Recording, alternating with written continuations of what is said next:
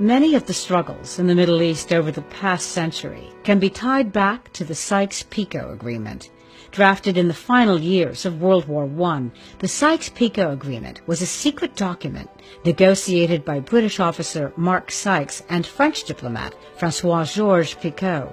Once ratified, it divided the Levant region under two spheres of influence controlled by France and Britain while establishing the map of the modern Middle East.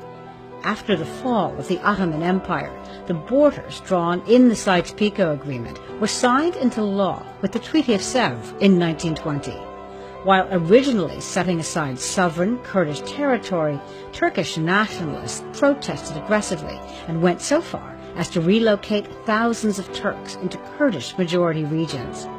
In 1923, the Treaty of Lausanne was signed by the Allied powers, which amended the previous treaty.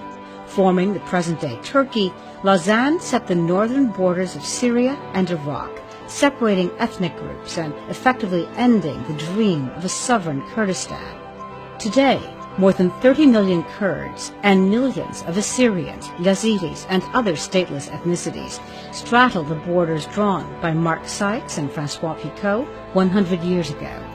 In Turkey, Kurds were denied basic citizenship until the late 1990s and are locked in a decades-old civil war against the Turkish government.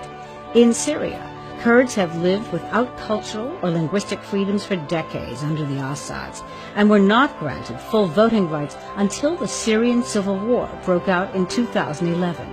In Iraq, Kurds were victims of a genocide under Saddam Hussein in the late 1980s. And in Iran, Kurds attempted to establish a Kurdish government in the early 1950s, which was quickly and brutally suppressed. So, what would the Middle East look like today if the Sykes-Picot Agreement had been drawn differently? Would the region be as turbulent as it is now?